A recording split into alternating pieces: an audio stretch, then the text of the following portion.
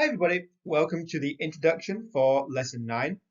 Lesson 9 is the last lesson in this first unit which looks at non-fiction texts. The second unit of this module will be looking at fictional texts. In this lesson, we'll be looking at recognizing the author's point of view. So let's go through this introduction together and see some little techniques we can use to try and work out what the author is thinking. So the skill of today's lesson is determining the author's point of view or viewpoint. Well, what does that mean? Everyone has things that they like and they dislike. These are our viewpoints. For example, for me, I love teaching. I love you guys. I love Karen State. I love Myanmar. These are things that I'm just predisposed to like. And that means that I have some bias towards those things. And you will be able to pick up those kind of things. If you listen to me talking a lot, you will guess that I like to teach, that I like students, that I love to live here in Myanmar. So when you read a text, that's exactly what you're supposed to be doing. You're supposed to be trying to understand what the author's viewpoint was. I think later lessons might link this into the idea of bias. If you know what the author believes or thinks, then you will know how the author is biased. So how can you do that? How can you, for example, know if a film reviewer generally dislikes action films but likes comedies? Well, there are three things especially that we can look for. The first thing is to look at the tone, to look at the words that are chosen. Are they positive words or are they negative words? Is the description overall positive or negative? That will help guide you towards the right end. And in fact, when you're looking at the answers, you can divide the answers into positive, negative, or neutral answers. And then if you can match one of those categories to the text, that will reduce the number of options that you have. And adjectives are especially useful for doing that. Secondly, you can look at the vocabulary that is used. Is it very strong vocabulary? For example, we looked in a previous video about tearing into the Arctic Circle instead of going into the Arctic Circle. So tearing is a very strong verb. It's got a lot of negative connotations. It's got the image of destroying. So is there any strong vocabulary that is used? And also, are there any clues about the author's background? Sometimes at the bottom of the text, you might have where the author works. During the text, you might find out something about the author. For example, are they a Democrat or a Republican? These things will give you a clue. Now, in these few passages, you're probably not going to be looking at political things like Democrat and Republican, but those things do come up later in the next course. So do remember, Democrat, Republican, they will demonstrate the author's viewpoint on a number of different issues. Now, these passages that we look at in Lesson 9 are mostly from critics. And a critic is somebody that is paid to experience something and then write about it. Critic and criticize are closely linked, and you might guess from that that critics often criticize others. So, for example, a food critic would go to a restaurant and then they would write in a newspaper all about their experience. A film critic would go to see a new film on the first day that it is open, and then they would write on the internet, on their blog, or in a newspaper what they thought was good and weak about the movie. They might give it a 5-star or 4-star or 3-star, or if it's really bad, even a 1-star rating. So that's what we're looking at today. Critics' opinions of different things. So let's have a go together. Pause the recording now and try to answer question 1 and question 2.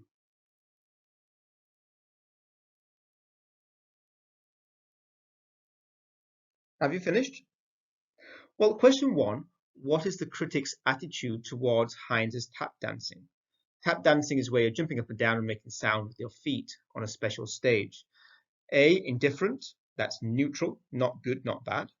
B, unfavorable, that means he does not like. Or C, admiring, that's very positive. If you admire, you really like. And question 2, what words or phrases in the passage helped you to find the correct answer? Well, I think we'll read the passage together and highlight words that are either positive, negative, or neutral and use them to answer question 1. So we'll do this in reverse order. As an improviser, Heinz's choices are always surprising and wild. Surprising and wild can be good or can be bad. Some animals are wild in a bad way, eating and destroying. Other things are wild and exciting. So surprising also could be good or bad. If you see your girlfriend with another boy, that's a terrible surprise. But if your girlfriend comes to see you after your exam and you did not know that she was nearby, that's a great surprise. So surprising and wild could be good or could be bad. They don't really help. He takes you in unpredictable directions, and unpredictable cannot know what will happen, could be good or bad, depending on what happens. Cutting into phrases in unexpected places, alternating rest periods with full-blown movement as he skitters over the surface of his soundstage. A tough, get-down tapper who hunches over his feet. Heinz keeps his head low like a fighter, listening, focusing himself and us on the sound of his feet. Neither graceful nor light, although he makes his feet whisper sweet nothings. Whisper sweet nothings. This is sometimes like a boy whispering in a girl's ear that he likes, or a girl whispering in a boy's ear that she likes. This is quite a positive thing. Heinz is something better. Better is positive and rarer. Not many like him in the tap dance world. He is sexy. That's very positive. You're attracted to him. Compelling. Compelling means cannot stop watching. Of all the tappers that I know, Heinz is perhaps the most inventive. He thinks of new things because he is fearless. He has no fear. Almost single-handedly, he is pushing tap technology and is a true modernist in how he uses rhythms. Frequently, he'll wrench phrases out of rhythm to create tension. On the feet of a lesser performance, it would be chaos, but on Heinz, it is exhilarating, very exciting to watch. And the title is Super Feet. Super, again, is very positive. So all these words in yellow, barring those first three, except those, but everything below this line, all the words in yellow, are very positive words or phrases. And so we're looking for the positive description, which is answer C, admiring. Again, here's another passage, and I'd like you to pause the recording and try to answer these 3 questions.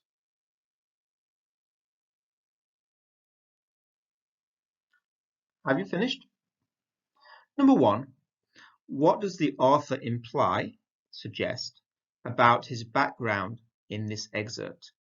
He lives in an area frequented by hurricanes, so many hurricanes in his area. He is a frequent watcher of weather reports, so he watches the weather report every day on TV, or he once worked as a television journalist. There's a paradox at the heart of the weather report today. People watch weather on TV because it seems real, in a way that political scandals and stock market gyrations going up and down sometimes do not. But the more weather we watch on TV, the less time we spend in it. One becomes attuned to the movement of energy around the globe, the jet stream, the flow of high pressure down from the North Pole, the path of the storm, while at the same time becoming detached from the weather outside. So He talks a lot in this first paragraph about the weather report. He says it seems real, so that suggests that he watched it quite a lot. He's talking about what the weather report shows, the movement of energy, the flow of pressure. So it does suggest that he often watches weather reports. But let's just continue for the next couple of paragraphs. I remember standing on the battery in Charleston, South Carolina, waiting for Floyd. Floyd was the name of a hurricane. Wednesday, September 15, 1999. The old town was eerily, strangely deserted. The windows of the great Georgian houses, protected by plywood, cut into neoclassical shapes. So he went to look at a hurricane one time. But it does not say that he lived there, it says that he was there. He could have gone to visit, he could have gone to record, he could have gone to gather information. We don't know if he lived in that area, so we don't know the living, and this is one hurricane. So we don't know if it was often hit by hurricanes. TV crews were lined up all along the stone promenade. That's the seashore. Weather paparazzi straining before the velvet rope of the ocean, waiting for the celebrity to arrive. So people wanted to take photographs of the hurricane as it comes. A Weather Channel producer, Dwight Woods, tried the shot. Charleston Bay with Fort Sumter in the background. He didn't like it and decided to see whether a marina that Bruce Fawes, the satellite truck operator, had scouted out earlier offered better pictures. As Jeff Morrow, the meteorologist, that means the person that studies about the weather, was climbing into the truck, he pointed at the sky and said, "By the way, there's the hurricane." I looked up and there it was. You could see the cloud, a huge dark plume that went up at least 50,000 feet into the atmosphere. It was amazing, astounding, almost biblical in size. When things are called biblical in size, it means huge.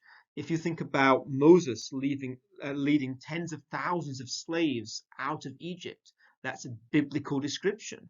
A lot of the Old Testament passages talk about thousands, tens of thousands, hundreds of thousands of people lining up on each side of a battle, or the size of Israel growing. So that's why they call it biblical in size. And especially in contrast to the television satellite picture I have been seeing for so long. So he watches TV pictures a lot. There's a clue. I had been seeing TV pictures for so long. So the real thing looks very different.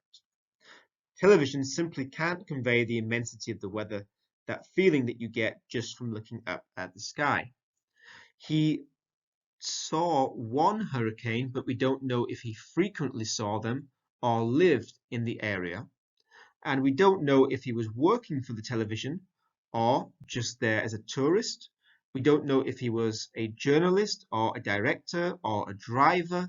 There are many jobs that he could have been doing if he worked for the TV station, or he could even have not worked there.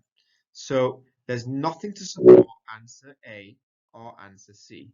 The correct answer must be B. And then number 2, which words best describe the author's attitude towards the weather, as opposed to the TV coverage of it? Well, it says TV cannot convey the immensity of the weather. So the weather was astounding. That could be amazing. He could be excited when he sees it. So fascinated, awed. If you are in awe, you think something is amazing. Now, uneasy may be right. He might not be happy. He might feel a little bit worried, but obsessed. Obsessed means you cannot stop thinking about it. That is not supported by the passage. Excited, possibly. It was astounding. It was huge. But over-eager, too excited, it becomes a negative. And C is not there either. If you are over-eager to get a girlfriend, you might follow her around all day, every day. If she says no, you ask again, say no, ask again. You might ask her 100 times if you are over eager. You see, that word over means it becomes too much, it becomes negative. And there's nothing in this passage that says his attitude is negative. And then last question, number 3. Which of the following best describes the author's viewpoint towards the television weather broadcasts? Well, it says it seems real, but people become detached from the weather outside, and TV simply cannot convey the immensity. So even though it appears real, actually it is not fully showing what the weather is like.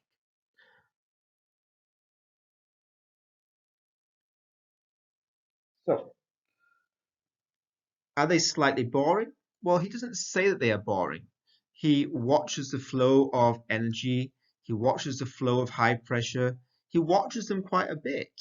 If he found them boring, he would not watch them so much. Informative, yes. Slightly boring, no. And you'll notice that each of these answers has 2 parts. And for the answer to be correct, both parts would need to be correct. B, he finds them deeply flawed, very wrong, yet entertaining. Are they very wrong? Well, they cannot convey the immensity, they cannot convey how amazing it is, but they do show movement of energy, movement of pressure. They do show a lot of things that are accurate, but they make it less real. So it's not deeply flawed, it's a little bit flawed. There's a problem with it, but it is not a big problem. He finds them interesting. Well, that means he watches them, and he does watch them. He watches them on TV, he watches all of these things that we mentioned in paragraph 1. So he finds them interesting, therefore he watches. That would make sense. Yet a bit artificial.